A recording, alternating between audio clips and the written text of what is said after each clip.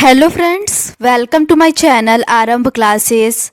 आज के इस वीडियो में हम लोग बीपीएससी टीआरई क्लास 6 to 8, 9, 10 और 11, 12 के लिए हिस्ट्री के प्रैक्टिस सेट और पीवाईक्यू को आपके साथ सॉल्व करेंगे। इस बुक में क्लास 6 से लेके 12 तक सभी चैप्टर्स के एनसीईआरटी और एससीईआरटी बेस्ड पीवाईक्यू दिए हुए हैं। इसके साथ ही BPSC TRE 1, 2, 3, DSSB TGT PGT, KVS TGT PGT, NVS TGT PGT और ईएमआरएस में जो भी हिस्ट्री के क्वेश्चन पूछे गए हैं वो सभी दिए हुए हैं। तो बिना देर किए चलिए आज का ये वीडियो शुरू करते हैं।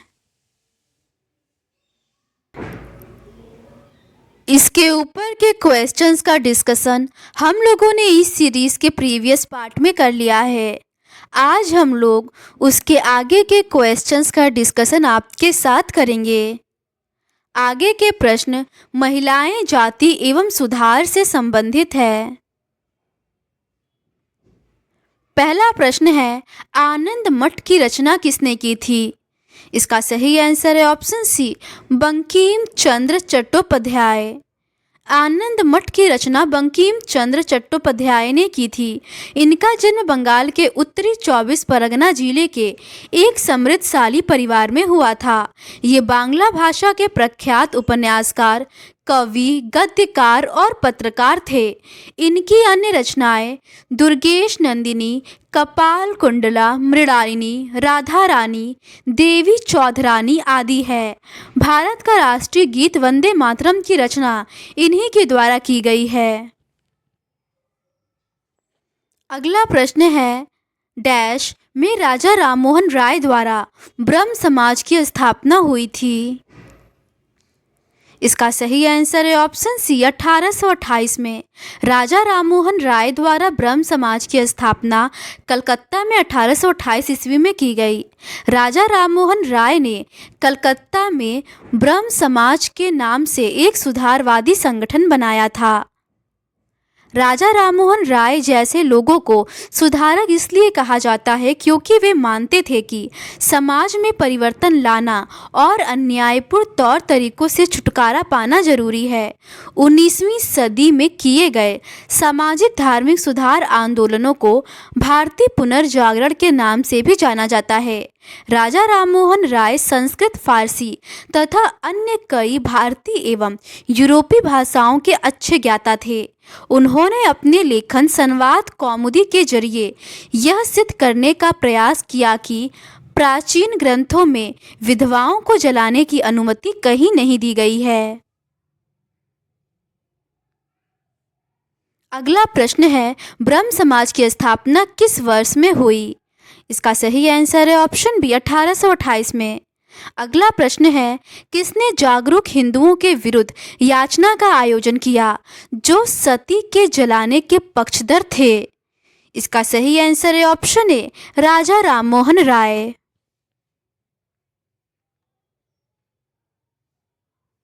अगला प्रश्न है, संवाद कौमुदी बंगाली समर्थक सुधारवादी साप्ताहिक अखबार इनमें से किस सुधारक के स्वामित्व में था?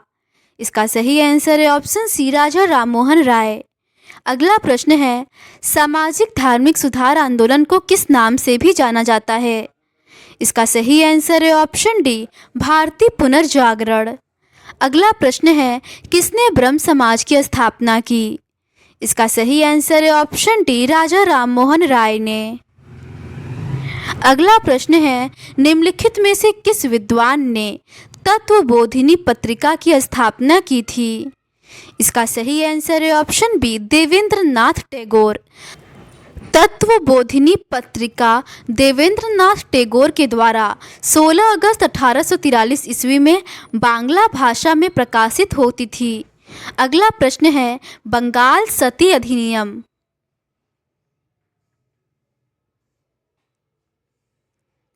तत्वबोधिनी पत्रिका, यह पत्रिका देवेंद्रनाथ टैगोर के द्वारा 16 अगस्त 1843 ईस्वी में बांग्ला भाषा में प्रकाशित होती थी।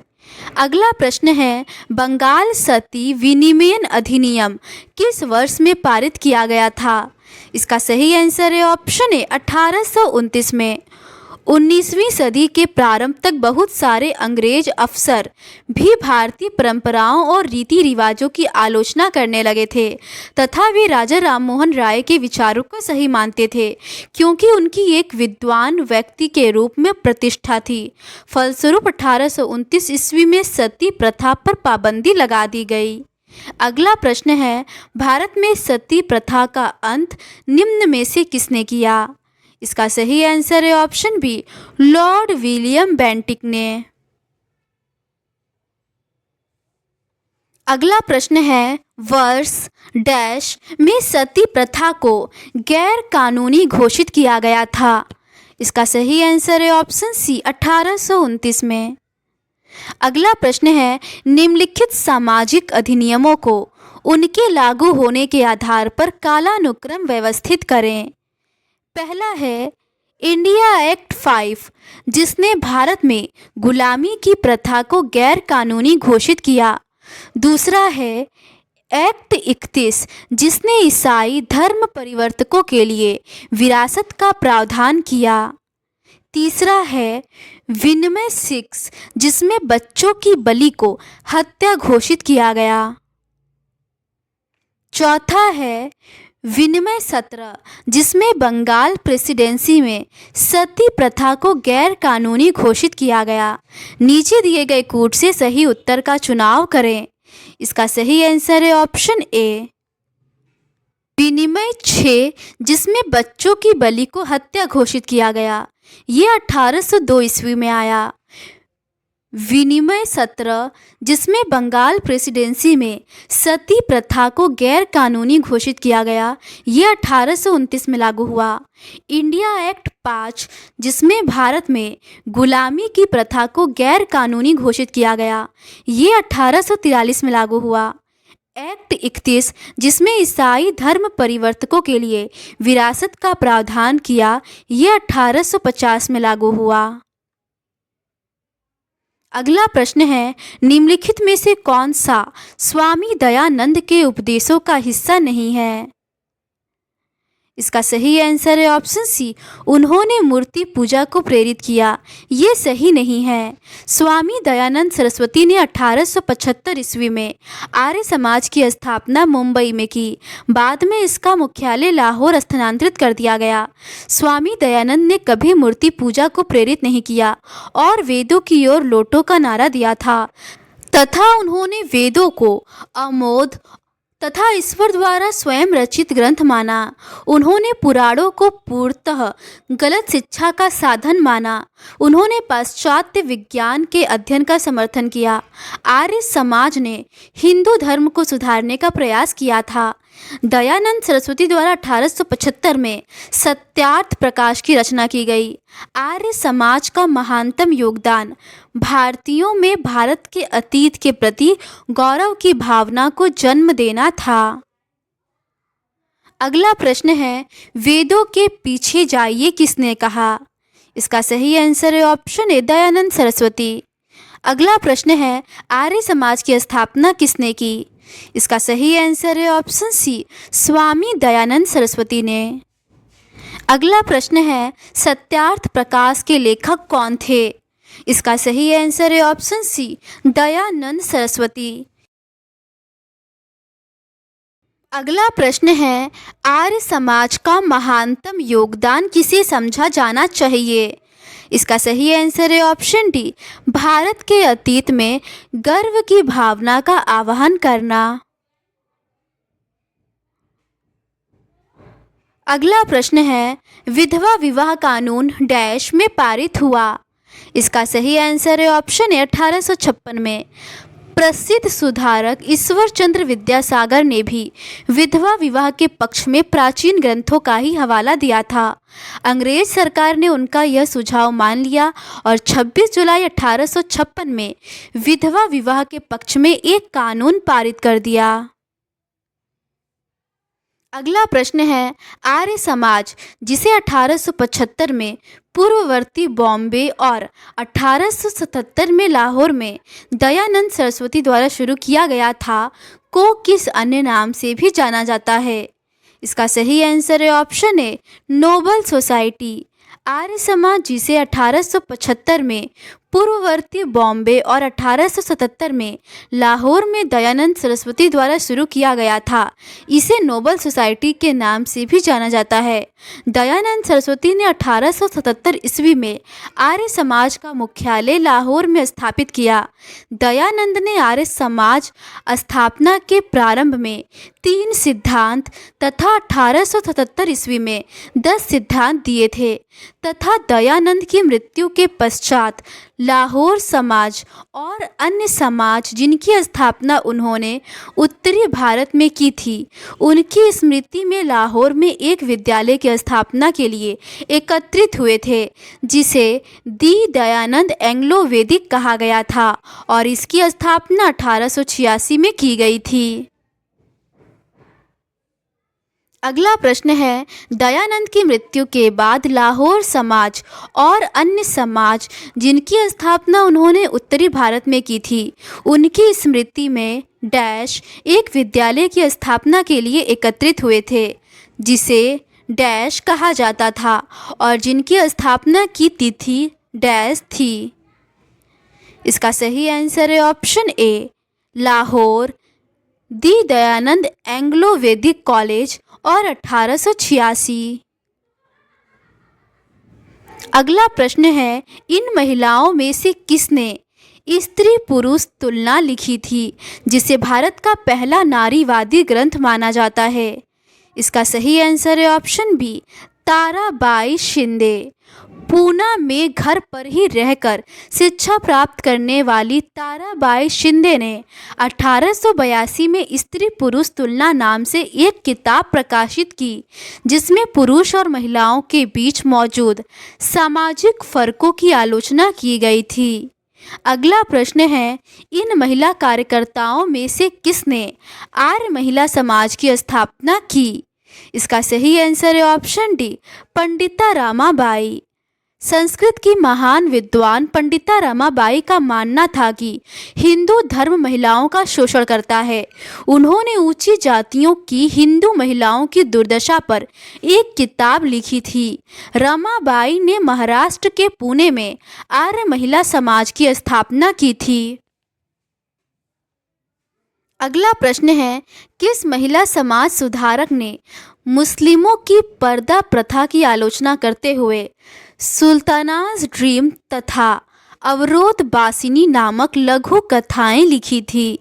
इसका सही आंसर है ऑप्शन डी, बेगम रुकैया सखावत हुसैन। महिला समाज सुधारक बेगम रुकैया सखावत हुसैन ने मुस्लिमों की पर्दा प्रथा की आलोचना करते हुए सुल्तानाज ड्रीम तथा अवरोध बाशिनी नामक लघु कथाएं लिखी थी।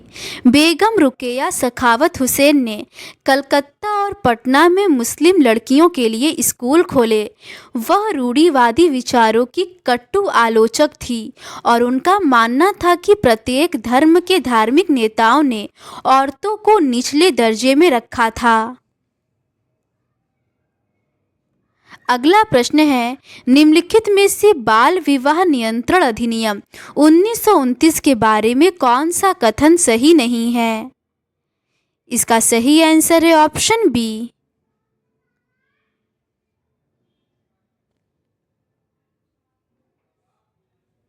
इसके तहत लड़कियों की शादी के लिए उम्र की सीमा 18 साल तक बढ़ा दी गई। ये सही नहीं है। 1929 में बाल विवाह निषेध अधिनियम पारित किया गया, जिसे शारदा एक्ट कहा गया। इस कानून के बारे में वैसी कड़वी बहसें और संघर्ष नहीं हुए जैसे पुरानी सुधारवादी कानूनों के बारे में हुए थे। इस कानून के अनुसार 18 साल से कम उम्र के लड़के और 16 साल से कम उम्र की लड़की की शादी नहीं की जा सकती। बाद में यह उम्र बढ़ाकर क्रमशः 21 साल और 18 साल कर दी गई। अगला प्रश्न है, निम्नलिखित में से किसने रुखमाबाई को उसकी इच्छा के विपरीत अपने पति के साथ शारीरिक संबंध दबाव पूर्वक बनाने का मुद्दा महाराष्ट्र में उठाया था? इसका सही आंसर है ऑप्शन ए, बहरामजी मालाबरी। रुखमाबाई राउत भारत की प्रथम महिला चिकित्सक थी। वह एक ऐतिहासिक कानूनी मामले के केंद्र में थी, जिसके परिणाम स्वरूप एज ऑफ कॉन्सेंट एक्ट 1891 नामक कानून बना। 11 वर्ष की उम्र में ही इनकी शादी 24 वर्षीय दादाजी भिकाजी से हो गई थी। रुखमाबाई की इच्छा के विरुद्ध पति द्वारा दबाव पूर्वक शारीरिक संबंध बनाए जाने जैसी समस्या का मुद्दा महाराष्ट्र में बहरामजी मालाबारी ने उठाया था। अगला प्रश्न है, आत्मसम्मान आंदोलन के पुरोधा कौन थे? इसका सही आंसर है ऑप्शन सी, ई.वी. रामास्वामी नायकर। आत्मसम्मान आंदोलन के पुरोधा ई.वी. रामास्वामी नायकर थे। पेरियार अपने आरंभिक जीवन में सन्यासी थे और संस्कृत शास्त्रों के गंभीरता से अध्ययन करते थे। एक दावत में उन्होंने देखा कि निम्न जातियों तथा उच्च जातियों को अलग अलग बैठाया गया था, अतः उन्होंने जाति प्रथा के विरोध में स्वाभिमान आंदोलन शुरू किया था। उनका कहना था कि मूल तमिल और द्रविड़ संस्कृति के असली वाहक अछूत थे, जिनका ब्राह्मणों ने अधिग्रहण कर लिया था। पेरियार मनु संहिता, भगवद गीता, रामायण आदि ग्रंथों के कटु आलोचक थे। अगला प्रश्न है, 1926 में गठित अखिल भारतीय दलित वर्ग संस्था के पहले निर्वाचित अध्यक्ष कौन थे? इसका सही आंसर है option B, Rao Bahadur M.C. राजा।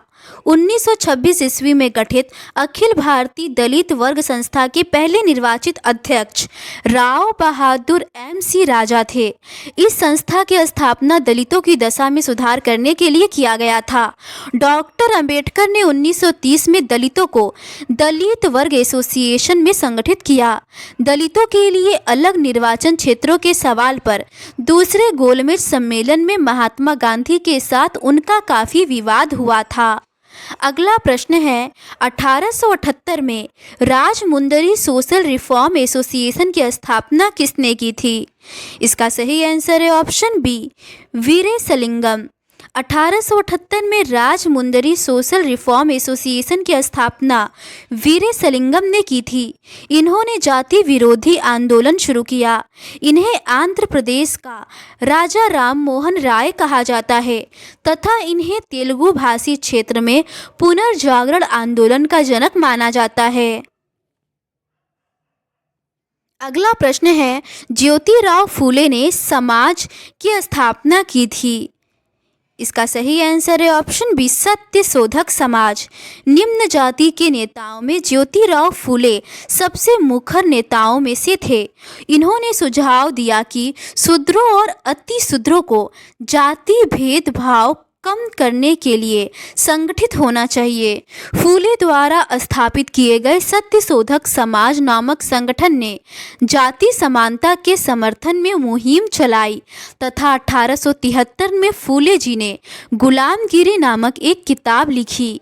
इस पुस्तक में उन्होंने निम्न जाति विभेद, सामाजिक ताने बाने की जटिलता एवं धार्मिक असमानता जैसी धारणा का विरोध किया था।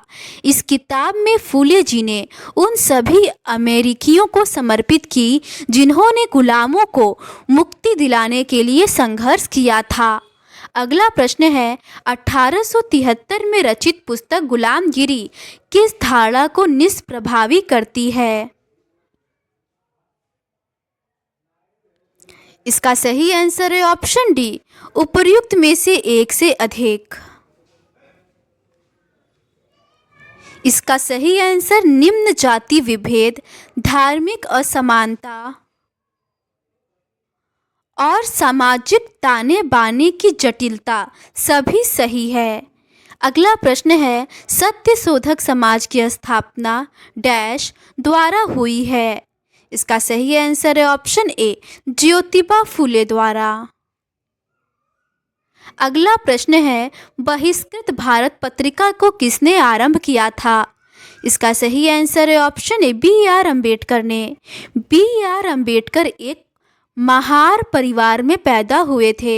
सन 1927 में डॉक्टर अंबेडकर ने मंदिर प्रवेश आंदोलन शुरू किया, जिसमें महार जाति के लोगों ने बड़ी संख्या में हिस्सा लिया। डॉक्टर अंबेडकर द्वारा 1924 में बहिष्कृत हितकारिणी सभा की स्थापना की तथा बहिष्कृत भारत पत्रिका का प्रकाशन आरंभ किया। बहिष्कृत हितकारिणी सभा का उद्देश्य अस्पृश्य लोगों की नैतिक तथा भौतिक उन्नति करना था। 1927 से 1935 के बीच अंबेडकर ने मंदिरों में प्रवेश के लिए 3 आंदोलन चलाए। वह पूरे देश को दिखाना चाहते थे कि समाज में जाति पूर्वाग्रहों की पकड़ कितनी मजबूत है। अगला प्रश्न है, डॉक्टर भीमराव अंबेडकर द्वारा 1924 में स्थापित बहिष्कृत हितकारिणी सभा का निम्न में से कौन सा मुद्दा ध्येय नहीं था? इसका सही आंसर है ऑप्शन डी, अछूतों की दशा में सुधार हेतु धार्मिक सुधारों की मांग करना। अगला प्रश्न है, नीचे दिए गए पंक्तियों में से किस महत्वपूर्ण व्यक्ति की बात की जा रही है? वह प्रथम भारतीय थे जिसने पाश्चात्य को श्रेष्ठता को चुनौती दी। उन्होंने अपने धर्म के लिए किसी प्रकार की हीनता प्रदर्शित नहीं की। उन्होंने अपने धर्म के आलोचकों को जवाब दिया और इसके आध्यात्मिक श्रेष्ठता का जोरों से प्रतिपादन किया। इसका सही आंसर है ऑप्शन सी, स्वामी विवेकानंद। स्वामी विवेकानंद प्रथम भारतीय थे जिसने पाश्चात्य की श्रेष्ठता को चुनौती दी थी। उन्होंने अपने धर्म के लिए किसी प्रकार की हीनता प्रदर्शित नहीं की। उन्होंने अपने धर्म के आलोचकों को जवाब दिया और इसके आध्यात्मिक श्रेष्ठता का जोरों से प्रतिपादन किया। इनका मूल नाम नरेंद्र नाथ दत्त था। इन्होंने श्री रामकृष्ण की सरल शिक्षाओं को अपने प्रतिभाशाली संतुलित आधुनिक विचारधारा से जोड़कर संपूर्ण विश्व में प्रसारित किया। 1893 में शिकागो में विश्व धर्म संसद पर उन्होंने अपना भाषण दिया। अगला प्रश्न है, किस घटना को राष्ट्रीय स्वतंत्रता का मुस्लिम युद्ध माना जाता है? इसका सही आंसर है ऑप्शन सी, वहाबी आंदोलन। वहाबी आंदोलन को राष्ट्रीय स्वतंत्रता का मुस्लिम युद्ध कहा जाता है। अरब क्षेत्र में इसके संस्थापक मोहम्मद इब्न अब्दुल वहाब थे। भारत में वहाबी आंदोलन के प्रमुख नेता शाह वली उल्लाह थे, लेकिन इस आंदोलन के संस्थापक सैयद अहमद बरेलवी को माना जाता है। इसका मुख्य केंद्र पटना था। वहाबी आंदोलन का प्रारंभ मुस्लिमों में सामाजिक सुधारों के लिए हुआ था, किंतु बाद में यह राजनीतिक और आर्थिक क्षेत्रों में भी सुधार की मांग करने लगा था। अगला प्रश्न है, 1920 में पंजाब में उत्पन्न अकाली लहर का प्राथमिक लक्ष्य क्या था? इसका सही आंसर है ऑप्शन सी, गुरुद्वारों अथवा सिख धार्मिक स्थानों के प्रबंधन को सरल और कारगर बनाना। सिखों के सुधारवादी संगठन के रूप में सिंह सभाओं की स्थापना 1873 में अमृतसर में हुई थी। बाद में 1879 में लाहौर में भी सिंह सभा का गठन किया गया। 1920 में पंजाब में उत्पन्न अकाली लहर का प्राथमिक लक्ष्य गुरुद्वारों तथा सिखों के धार्मिक संस्थानों के प्रबंध को सरल और कारगर बनाना था। अगला प्रश्न है, किसने थियोसॉफिकल सोसाइटी की स्थापना की? इसका सही आंसर है option C, madam Blavatsky. Theosophical society की स्थापना 1875 में एक रूसी महिला हेलेना पेट्रोना ब्लावात्स्की और इंग्लैंड के एक सैनिक अधिकारी एम.एस. ऑलकॉट ने अमेरिका में की थी। हेलेना ब्लावात्स्की ने गुफाओं से हिंदुस्तान के जंगलों तक नामक पत्र की रचना की। 1882 ईस्वी में मद्रास के समीप अड्यार नामक स्थान पर इस सोसाइटी का अंतर्राष्ट्रीय मुख्यालय स्थापित किया गया। इस संस्था से एनी बेसेंट भी जुड़ी रही। सामाजिक कार्यों के क्षेत्र में इस संस्था ने बाल विवाह का विरोध किया था।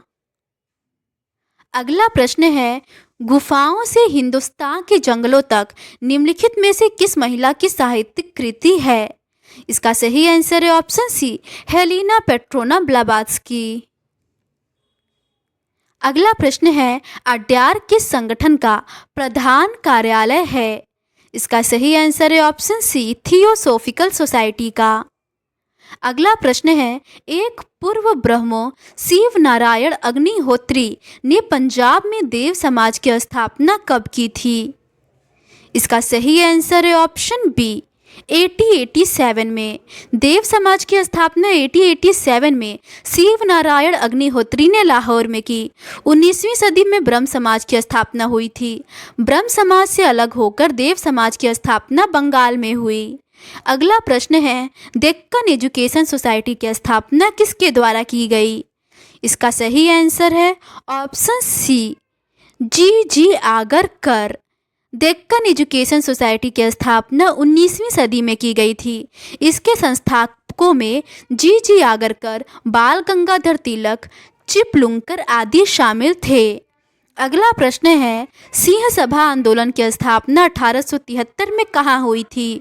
इसका सही आंसर है ऑप्शन बी, अमृतसर में। सिखों के सुधारवादी संगठन के रूप में सिंह सभाओं की स्थापना 1873 में अमृतसर में शुरू हुई थी। बाद में 1879 में लाहौर में भी सिंह सभा का गठन किया गया था। तो आज के इस वीडियो में बस इतना ही। बाकी के क्वेश्चंस का डिस्कशन हम लोग इस सीरीज़ के नेक्स्ट पार्ट में करेंगे। अगर आपको ये सीरीज़ पसंद आती है तो please do subscribe to my channel and like this video. Thank you.